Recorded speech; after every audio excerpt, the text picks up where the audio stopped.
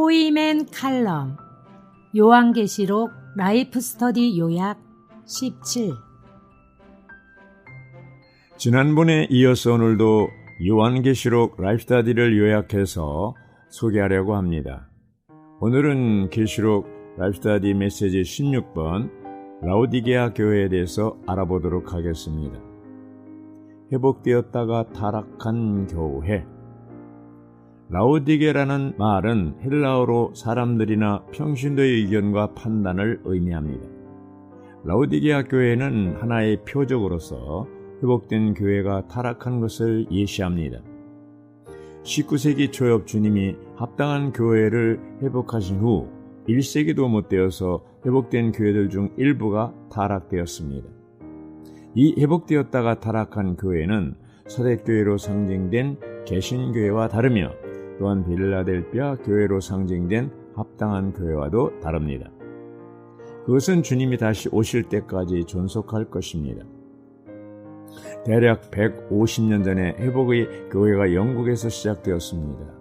그 회복은 놀라웠고 교회 생활이 참된 회복이었습니다.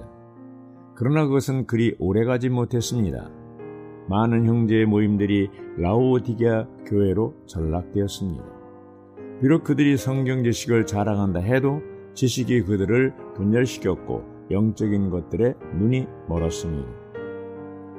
아멘이신 분. 3장 14절에서 주님은 아멘이시며 신실하시고 참되신 증인이시며 하나님의 창조의 시작이신 분께서 이렇게 말씀하신다라고 하십니다.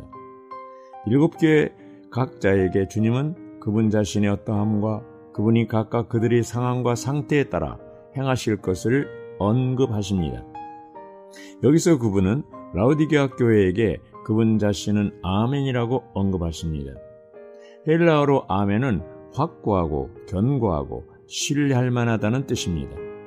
주님은 확고하고 견고하고 신뢰할 만한 분이십니다. 하나님의 창조의 시작. 14절에서 주님은 또 자신을 하나님의 창조의 시작이라고 언급하십니다. 이것은 주님을 하나님의 창조의 기원 혹은 근원이라고 말하는 것으로 주님이 하나님의 역사에 불변하고 영존하는 근원임을 암시합니다. 이것은 타락한 회복된 교회가 근원이신 주님을 떠남으로써 변개되고 있음을 가리킵니다. 라오디게아 교회의 상태. 15절부터 17절까지에서 우리는 라오디게아 교회의 상태를 봅니다. 15절 16절에서 주님은 이렇게 말씀하십니다. 너는 차지도 않고 뜨겁지도 않다. 나는 내가 차거나 뜨겁기를 원한다. 내가 이렇게 미지근하여 뜨겁지도 않고 차지도 않기 때문에 나는 너를 나의 입에서 토하여 낼 것이다. 일단 회복된 교회가 타락되면 미지근하게 되고 즉 차지도 덥지도 않게 됩니다. 이것이 오늘날 수많은 형제 모임들의 실상입니다. 이것은 우리에게 경고가 되어야 합니다. 일단 우리가 미지근하게 되면 우리는 그분의 입으로부터 토하여 내쳐질 것입니다. 부요함을 자랑함. 17절에서 나는 풍부하고 풍성하게 되어 부족한 것이 전혀 없습니다 라고 말하지만 사실은 내가 비참하고 가련하고 가난하고 눈멀고 벌거벗은 것을 알지 못한다고 주님은 말씀하십니다. 회복된 교회는 주로 교리에 대한 지식면에서 부요함을 자랑합니다. 그 교회는 생명 안에서 빈궁하고 보는 데 있어서 눈멀고 행위에 있어서는 벌거벗은 줄을 깨닫지 못하고 있습니다.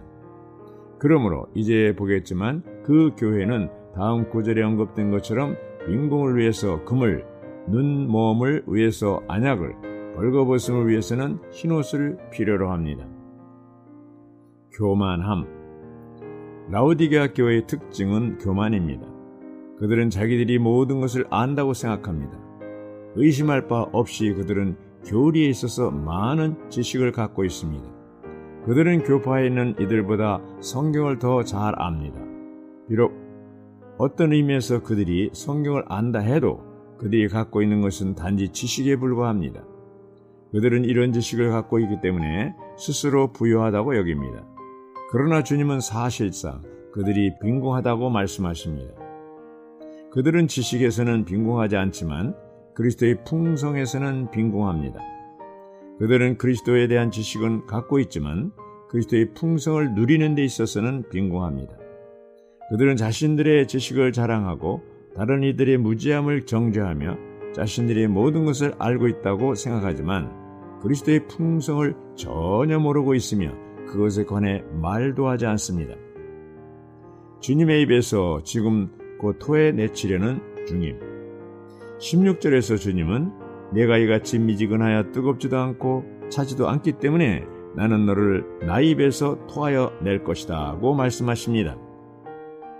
회복된 교회가 타락했을 때 만일 그 교회가 주님에 대한 풍성한 체험을 추구하는 데서 뜨겁게 되도록 회개하지 않는다면 그 교회는 주님의 입에서 토에 내쳐질 위험에 처하게 됩니다.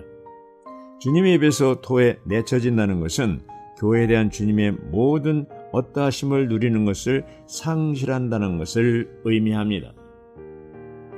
주님이 문 밖에 서서 두드리심. 20절에서 주님은 보아라, 내가 문 밖에 서서 문을 두드린다 라고 말씀하십니다. 문이란 개인들의 문이 아닌 교회의 문을 말합니다. 라오디게아 교회는 지식을 가졌지만 주님의 임재는 없었습니다. 교회의 머리이신 그리스도는 타락한 교회 밖에 서서 그 교회의 문을 두드리고 계십니다. 라오디게아 교회는 정녕 이것을 깨달아야 합니다. 주님의 권면. 18절에서 우리는 라오디게아 교회에게 대한 주님의 권면을 봅니다. 그래서 나는 너에게 권면한다. 불에 재련된 금을 나에게 사서 풍성하게 되도록 하고 흰옷을 사서 입음으로 너의 벌거벗은 수치가 보이지 않도록 하며 안약을 사서 너희 눈에 발라서 보도록 하여라. 사는 것은 대가를 지불할 것을 요구합니다. 타락한 회복의 교회는 절실하게 필요한 금과 흰옷과 안약을 사기 위해 대가를 지불해야 합니다. 그러나 그들은 지식과 교리를 알지만 대가를 지불하는 방법을 모르고 있습니다. 즉 그리스도의 풍성을 체험하는 데 드는 대가는 모르고 있다는 것입니다. 우리는 형제의 전철을 밟아서는 안 됩니다. 매일 대가를 지불하여 그리스도를 체험하고 누리는 삶을 살아야 합니다. 만일 우리에게 체험이 있다면 우리는 주님이 라오디게아 교회에게 사라고 권면하신 금과 흰옷과 안약이 모두 그리스도 자신임을 깨달을 것입니다. 주님의 책망과 징계.